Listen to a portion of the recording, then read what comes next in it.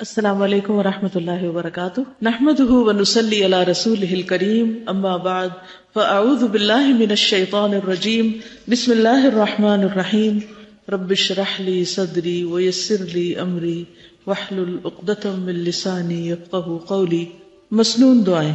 سیدنا ابو ہریرہ رضی اللہ عنہ سے روایت ہے کہ رسول اللہ صلی اللہ علیہ وسلم نے فرمایا، جو شخص اپنے بستر پر جانے لگے تو اسے چاہیے کہ وہ اپنے کپڑے کے کنارے سے اسے 3 مرتبہ جھاڑ لے، پھر یہ دعا پڑھے: بسمک ربی وضعت جنبی وبک ارفعہ، ان امسکت نفسی فاغفر لها وان ارسلتها فاحفظها بما تحفظ به عبادک الصالحین۔ اے میرے رب، تیرا نام لے کر میں اپنا پہلو رکھتا ہوں اور تیرے نام ہی کے ساتھ اس کو اٹھاتا ہوں۔ اگر تو میری جان کو روک لے تو اسے بخش دینا، اور اگر اسے واپس بھیج دے تو اس کی حفاظت فرمانا، جس طرح تو اپنے نیک بندوں کی حفاظت فرماتا ہے۔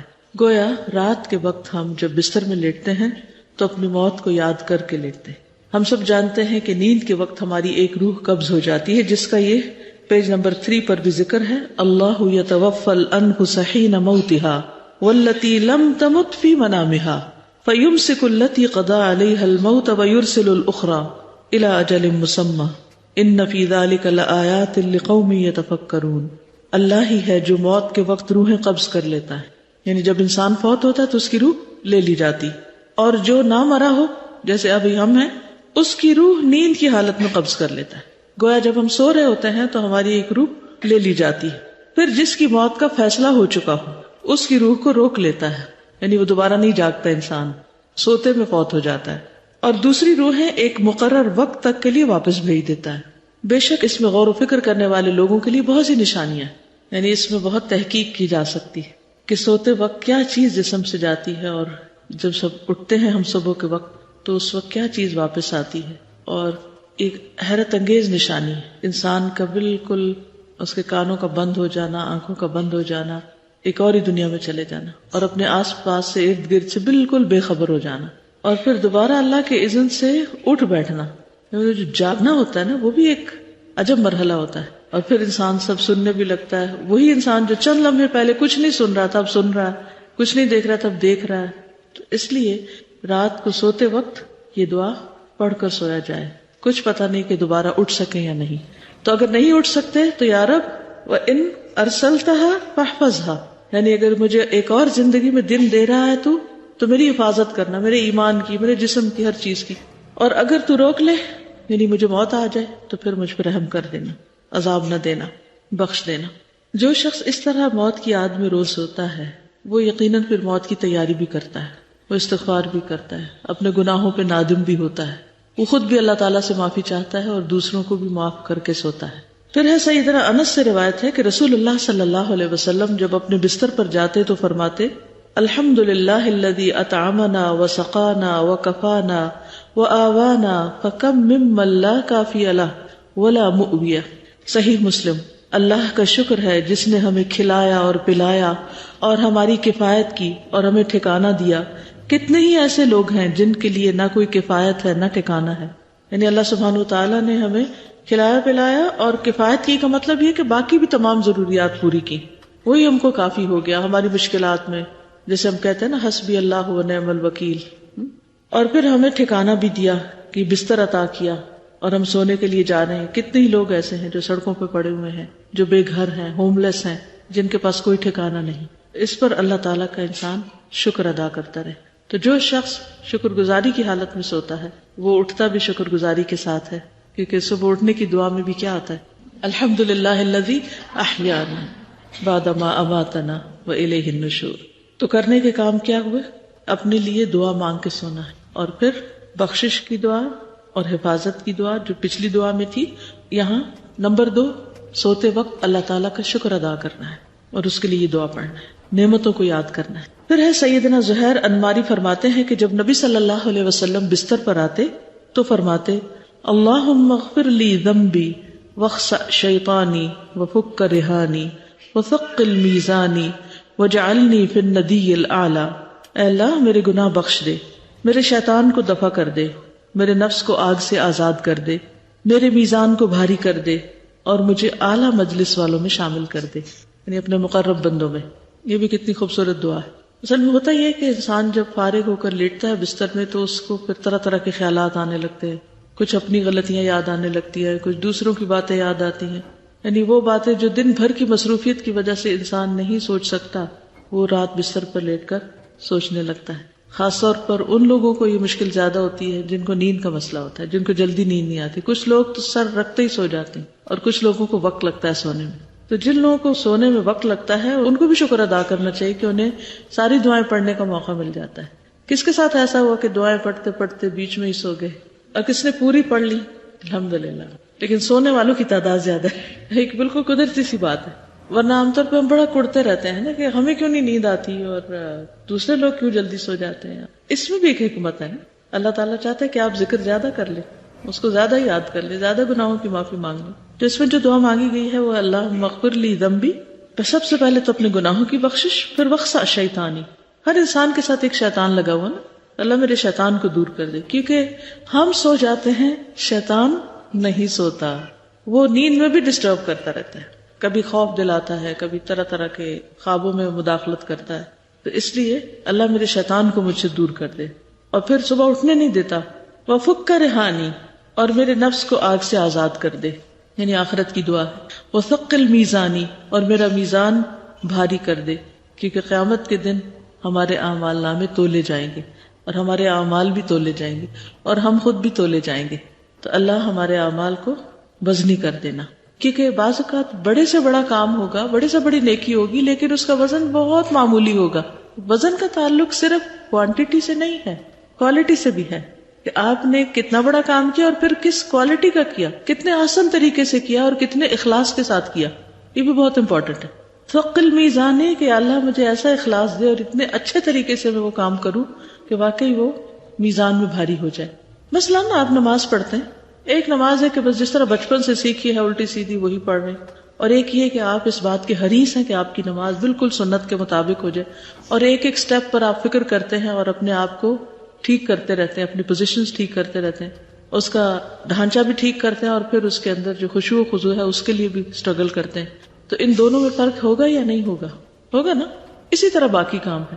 ایک ہے آپ ایسے ہی بس تھکے ہیں, جا کے بستر پہ لیٹ گئے اور سوچتے سوچتے سو گئے, اور ایک یہ کہ آپ اللہ کا ذکر کر کے سوتے ہیں.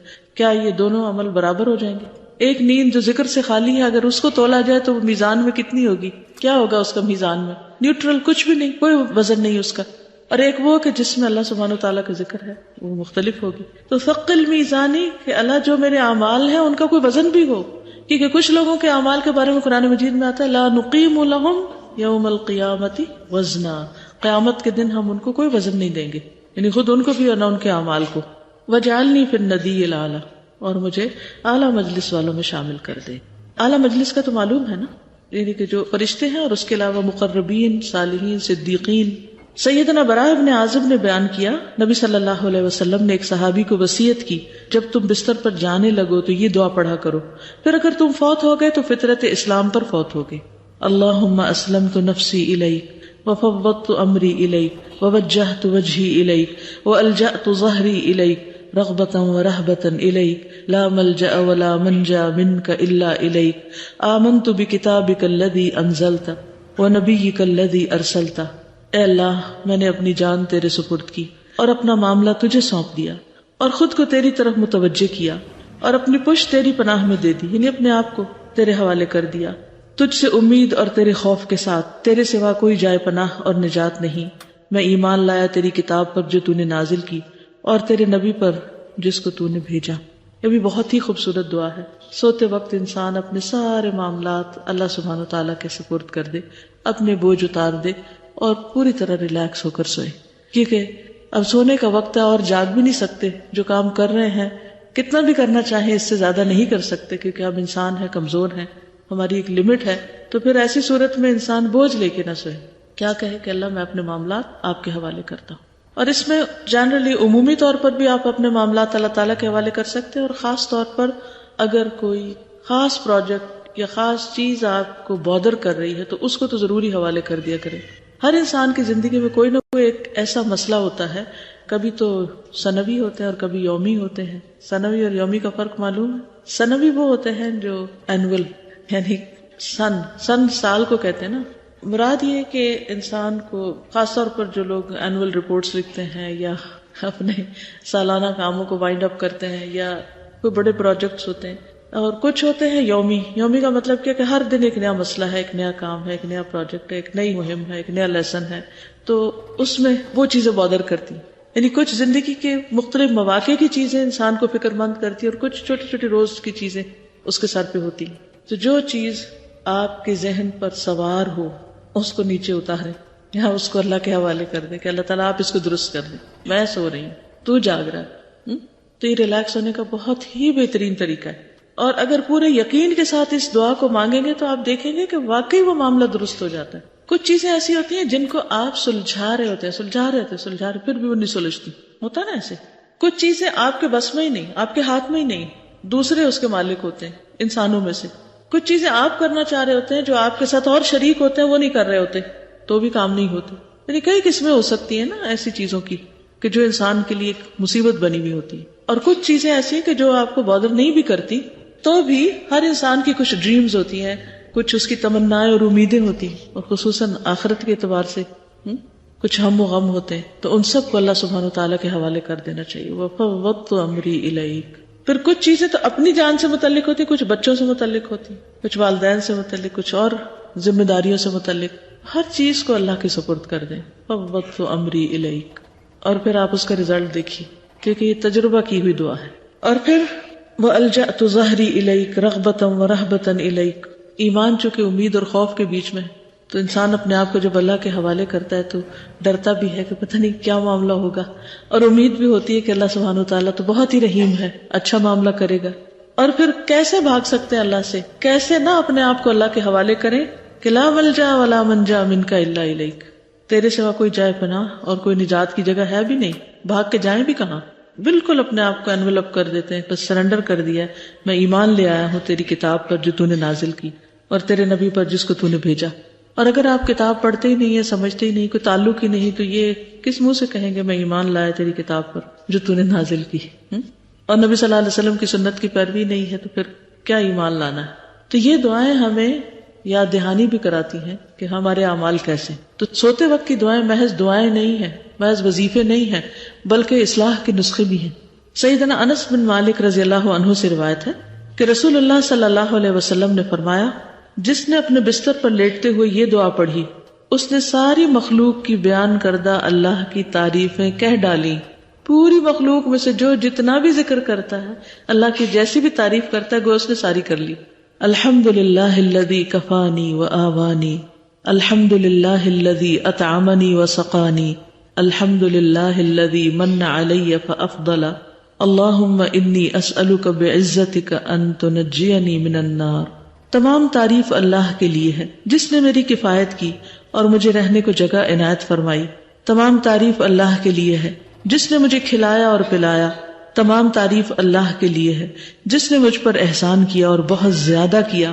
اے اللہ، میں تجھ سے تیری عزت کے واسطے سے سوال کرتا ہوں کہ تو مجھے آگ سے نجات دے دے، کیونکہ مومن کی سب سے بڑی فکر جہنم کی آگ ہے، سب سے زیادہ ڈرانے والی چیز اس کو. تو اس میں بھی آپ دیکھیے کہ جو نعمتیں ہیں اللہ سبحانہ وتعالیٰ کی، ان کو یاد کر کے اللہ کی تعریف بیان ہو رہی ہے. اور خاص طور پر یہ جو دو الفاظ ہیں نا، الحمدللہ الذی کفانی وآوانی، وہی مجھے کافی. بندے تو سب چھوڑ جاتے ہیں اور وہی مجھے پناہ دینے والا ہے. پناہ کس کو چاہیے ہوتی ہے؟ ہو از ویک، جس کے اندر کوئی ڈر ہوتا ہے، خوف ہوتا ہے، اندیشے ہوتے ہیں، وسوسے، کیا بنے گا میرا، کیا ہوگا. اور یہ ہر ایک کو ہوتے ہیں اپنی اپنی کیپیسٹی کے مطابق، جس کے جو مسائل ہوتے ہیں. اگر یہ مسئلہ حل نہ ہو تو کیا ہوگا، اگر مجھے جاب نہیں ملی تو کیا ہوگا، اگر میری جاب چلے گی تو کیا ہوگا، اگر میری شادی نہ ہوئی تو کیا ہوگا، اگر میرے بچے ہی نہ ہو تو پھر کیا ہوگا، اور اگر میرے بچوں کے بچے نہ ہوئے تو کیا ہوگا، پھر تو میری کوئی نسل نہیں چلے گی. اور پھر اگر میرے شوہر کو کچھ ہو گیا تو کیا ہوگا. پتہ نہیں کیا سے کیا شیطان انسان کو سجھاتا رہتا ہے اور خوف دلاتا رہتا ہے. اس لیے کوئی بھی چیز جب ذہن میں آئے اس طرح کی پریشان کن، اور پھر بڑھاپے کا خوف ہوتا ہے کہ میں بوڑھی ہوگی تو کیا ہوگا، اور میں مر گئی تو پتہ نہیں میرے جنازے میں کوئی ہوگا کہ نہیں ہوگا، وغیرہ وغیرہ. کبھی کوئی خیال ڈال دیا، کبھی کوئی ڈال دی. انتہا نہیں ہے ان کی، لیکن یہ فار ایگزامپل چند باتیں جن پہ عام طور پر لوگ پریشان رہتے ہیں. تو ہمیشہ سوچا کریں کہ آج تک کس نے دیا ہے اور اب تک کون دے رہا ہے. کیا میرے پاس وہی کپڑے ہیں جو میں نے پیدا ہونے کے دن پہنے تھے؟ کتنے چینج کیے ہوں گے اور کتنے سائز بدلے ہوں گے. ہر سال بچوں کے سائز بدل جاتے ہیں. تو کون دیتا تھا؟ کس نے پرووائڈ کیا؟ کس نے انتظام کیا؟ کس نے بندوبست فرمایا؟ اللہ نے. تو جس نے اب تک کیا کیا وہ آئندہ نہیں کرے گا؟ ہاں کم کیوں نہیں کرے گا؟ ہم اس کے بندے ہیں نا، اس کے مخلوق ہیں، وہی کرے گا. اور آپ دیکھیے کہ جن کے ذریعے اس نے دلوایا وہ کتنے تبدیل ہو چکے ہیں. کبھی کسی کو وسیلہ بنایا، کبھی کسی کو بنایا، کبھی کسی کو بنایا. آئندہ بھی وہ ہے نا، وہی کرے گا. تو الحمدللہ الذی کفانی وآوانی، اس نے آج تک میری حفاظت کی، پناہ دی، ٹھکانہ دیا. وہ آئندہ بھی دے گا. فکر کی ضرورت نہیں، خوف کی ضرورت نہیں. اور پھر اس نے کھلایا مجھے، پلایا مجھے، میں بھوکی نہیں ہوں. اور پھر اس کے بہت احسان ہے، اور اس نے مجھے بہت سے بندوں پر فضیلت دی ہے. من علی فافضل. میری اصل فکر کیا ہونی چاہیے، اصل غم کیا ہونا چاہیے؟ اللہم انی اسألک بعزتک ان تنجینی من النار. ہمیں فکر کرنی چاہیے آگ سے بچنے کی کہ اللہ تو مجھے آگ سے بچا لینا. وہاں پھر کوئی پرسان حال نہیں ہوگا. وہ سب سے سخت جگہ ہے، سب سے مشکل جگہ ہے. ایکچولی ہم سب اپنے آپ کو بڑے عقل مند بھی سمجھتے ہیں، اس کے باوجود جو اصل فکر کی چیز ہے اس کی فکر نہیں کرتے، اور جن کی فکر نہیں کرنی چاہیے وہ فکر اپنے اوپر سوار رکھتے ہیں اور اس کے ساتھ جیتے ہیں. اس کو تو اپنے کھانے پینے کی طرح زندگی کا حصہ بنا رکھا ہے. صبح شام کھاتے بھی پیتے بھی اور غم بھی کھاتے رہتے ہیں اور فکریں بھی کھاتے رہتے ہیں ساتھ ساتھ. ان ساری فکروں کو جمع کر لیں، جتنی بھی کوئی ہیں، جب سے ہوش سنبھالی اس وقت سے لے کے اب تک، ان سب کو اکٹھا کر لیں اور دوسری طرف آگ کو رکھ لیں. کون سی بڑی؟ آگ کی مصیبت سب سے بڑی اور سب سے زیادہ فکر کی ضرورت وہاں پر ہے. ان تنجینی من النار. سیدنا ابن عمر سے روایت ہے کہ رسول اللہ صلی اللہ علیہ وسلم جب بستر پر تشریف لاتے تو فرماتے الحمدللہ الذی کفانی وآوانی واطعمنی وسقانی والذی من علی فافضل والذی اعطانی فاجزل الحمدللہ علی کل حال اللہم رب کل شیء وملیکہ والہ کل شیء اعوذ بک من النار. تمام تعریف اللہ کے لیے ہے جس نے میری کفایت کی اور مجھے رہنے کو جگہ عنایت فرمائی، مجھے کھلایا اور پلایا، اور وہ ذات جس نے مجھ پر احسان کیا اور بہت زیادہ کیا، جس نے مجھے دیا اور بہت خوب دیا. ہر حال میں اللہ ہی کی تعریف ہے. اے اللہ، اے ہر چیز کے پالنے والے اور اس کے مالک، اے ہر چیز کے معبود، میں آگ سے تیری پناہ چاہتا ہوں. اس دعا میں بھی آگ سے بچنے کی فکر ڈالی گئی. تو الحمدللہ الذی کفانی وآوانی، اللہ کا شکر جس نے مجھے کفایت کی، مجھے پناہ دی، واطعمنی وسقانی، اور مجھے کھلایا اور مجھے پلایا، والذی من علی فافضل، اور اس نے مجھ پر احسان کیا اور بہت زیادہ کیا، والذی اعطانی فاجزل، جس نے مجھے دیا اور خوب دیا. الحمدللہ علی کل حال، ہر حال میں اللہ کا شکر. اللہم رب کل شیء، اے اللہ جو رب ہے ہر چیز کا، وملیکہ، اور اس کا مالک بھی، والہ کل شیء، اور ہر چیز کا معبود. اعوذ بک من النار، میں تیری پناہ چاہتا ہوں آگ سے. اللہ تو مجھے آگ سے بچا لے. یہ ہے وہ تربیت جو دعاؤں کے ذریعے ہوتی، یہ ہے وہ تزکیہ جو دعاؤں کے ساتھ ہوتا ہے. لیکن ہمیں معلوم ہی نہیں، یاد ہی نہیں، پڑھتے ہی نہیں، تو پھر غافل والی زندگی ہوگی نا. تو اس غفلت سے ہمیں نکلنا ہے. سیدنا ابو ہریرہ سے مروی ہے، ایک مرتبہ سیدنا ابو بکر نے نبی صلی اللہ علیہ وسلم سے عرض کیا، اے اللہ کے رسول صلی اللہ علیہ وسلم، مجھے کوئی ایسی دعا سکھا دیجئے جو میں صبح شام اور بستر پر لیٹتے وقت پڑھ لیا کروں. نبی صلی اللہ علیہ وسلم نے یہ دعا سکھائی، اللہم عالم الغیب والشہادۃ فاطر السماوات والارض رب کل شیء وملیکہ اشہد ان لا الہ الا انت اعوذ بک من شر نفسی وشر الشیطان وشرکہ. اے اللہ، اے ظاہر اور پوشیدہ سب کچھ جاننے والے، آسمانوں اور زمین کو پیدا کرنے والے، ہر چیز کے رب اور اس کے مالک، میں اس بات کی گواہی دیتا ہوں کہ تیرے علاوہ کوئی معبود نہیں. میں اپنی ذات کے شر، شیطان کے شر اور اس کے شرک سے تیری پناہ میں آتا ہوں. اس دعا میں بھی آپ دیکھیے کہ پہلے اللہ سبحانہ وتعالیٰ کی صفات کا ذکر ہے کہ اے اللہ، کون ہے اللہ؟ جو غیب اور حاضر کا جاننے والا ہے، آسمان و زمین کا پیدا کرنے والا ہے، ہر چیز کا رب ہے اور ہر چیز کا مالک ہے. اشہد ان لا الہ الا انت، میں گواہی دیتا ہوں کہ تیرے سوا کوئی الہ نہیں. اعوذ بک من شر نفسی، میں اپنے آپ کو تیری پناہ میں دیتا ہوں اپنے ہی نفس کے شر سے بچنے کے لیے. تو اس میں آپ دیکھیے کہ اللہ سبحانہ وتعالیٰ کی صفات بیان کر کے، اللہ تعالیٰ کی قدرت کو محسوس کر کے، پھر اپنے نفس کے شر کا اعتراف کر کے اپنے آپ کو اللہ کے حوالے کیا ہوا ہے. اور پھر وشر الشیطان وشرکہ، اور شیطان کے شر سے اپنے آپ کو بچانے کے لیے تیرے حوالے کرتا ہوں، اور اس کے شرک سے تیری پناہ میں آتا ہوں۔ ان ساری دعاؤں میں ہم دیکھتے ہیں کہ دعا مانگنے کا جو ایک ڈھنگ یا ایک طریقہ سکھایا گیا وہ یہ کہ پہلے اللہ سبحانہ وتعالیٰ کے اسماء حسنی کا ذکر کیا جائے۔ قرآن مجید میں بھی آتا ہے نا، وَلِلَّهِ الْأَسْمَاءُ الْحُسْنَى فَادْعُوهُ بِهَا، اللہ کے لیے ہیں اچھے اچھے نام، ان ناموں سے اس کو پکارو۔ تو ان ناموں سے ان کو پکارنے کا طریقہ یہی ہے کہ ان ناموں کا ذکر کر کے ورد کر کے پھر دعا مانگی جائے۔